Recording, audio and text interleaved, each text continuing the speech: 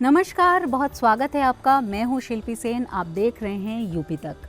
हम हैं अयोध्या में राम जन्मभूमि निर्माण कार्यशाला में। आज विजयादशमी है और कल महानवमी के दिन श्री राम ट्रस्ट ने ट्वीट करके इस बात की सूचना दी थी कि रामलला दिसंबर 2023 में अपने मंदिर में विराजमान हो जाएंगे। श्री राम ट्रस्ट ने कहा है कि दिसंबर 2023 में रामलला अपने मंदिर के गर्भगृह में विराजमान होंगे, यानी उससे पहले ग्राउंड फ्लोर का जो काम है वो पूरा हो जाएगा। हालांकि ये बताया गया है कि पहली और दूसरी मंजिल का काम चलता रहेगा।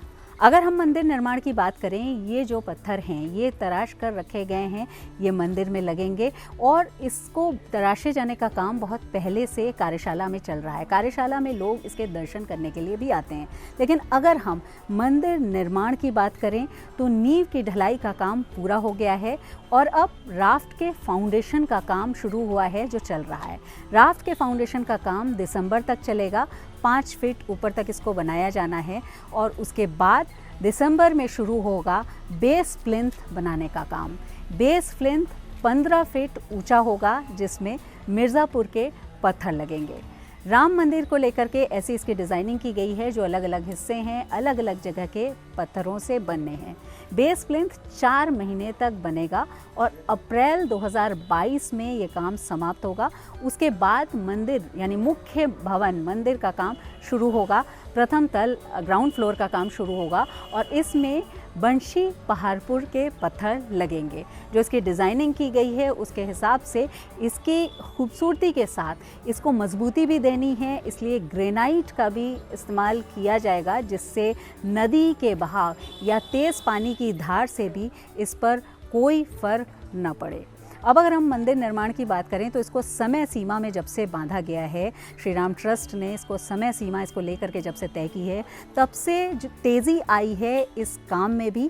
अभी की अगर हम बात करें तो 2 बूम प्लेसर लगाए गए हैं और ट्रस्ट की तरफ से ये बताया गया है कि बड़ी जो मशीनें हैं, आधुनिक अत्याधुनिक जो मशीनें हैं वो रात में भी काम कर रही हैं जिससे कि ये काम तेज़ी से पूरा हो सके। जैसे बूम प्लेसर है, कंक्रीट की भराई का काम उससे हो रहा है और इसके अलावा जिस तरह से ये राफ्ट पर फाउंडेशन का काम हो रहा है उसमें समय एक दिन में एक लग रहा है और इसके 15 ब्लॉक्स बनने हैं।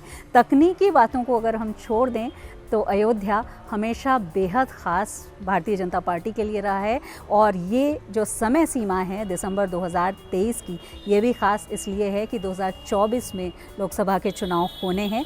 उससे पहले उत्तर प्रदेश विधानसभा के चुनाव होंगे और अभी की अगर हम बात करें तो सिर्फ बीजेपी ही नहीं, जो दूसरे सियासी दल हैं उन्होंने भी अयोध्या में अपनी गतिविधि शुरू कर दी है। लगातार यहाँ कार्यक्रम हो रहे हैं, आयोजन हो रहे हैं और बीजेपी के कार्यक्रमों में तो मंदिर मॉडल के जो स्मृति चिन्ह हैं वो भी लगातार दिए जा रहे हैं। स्मृति चिन्ह के तौर पर वो दिए जा रहे हैं अयोध्या में। अयोध्या वो मुद्दा है, वो विषय है, वो पॉइंट है जिसने कभी बीजेपी को शून्य से शिखर तक पहुंचाया था। आज मंदिर बन रहा है। अयोध्या आंदोलन ने बीजेपी को ये रुतबा दिया, लेकिन आज मंदिर बन रहा है और ऐसे में भी बीजेपी अयोध्या से अपना फोकस नहीं शिफ्ट करना चाहती और ख़ास तौर पर अगर हम मोदी और योगी सरकार की बात करें तो एक नई अयोध्या यानी पूरे अयोध्या के विकास के लिए लगातार बात हो रही है। इस बात को कहा जा रहा है लगातार कि हम लोग एक नई अयोध्या को एक नए रूप में देख पाएंगे।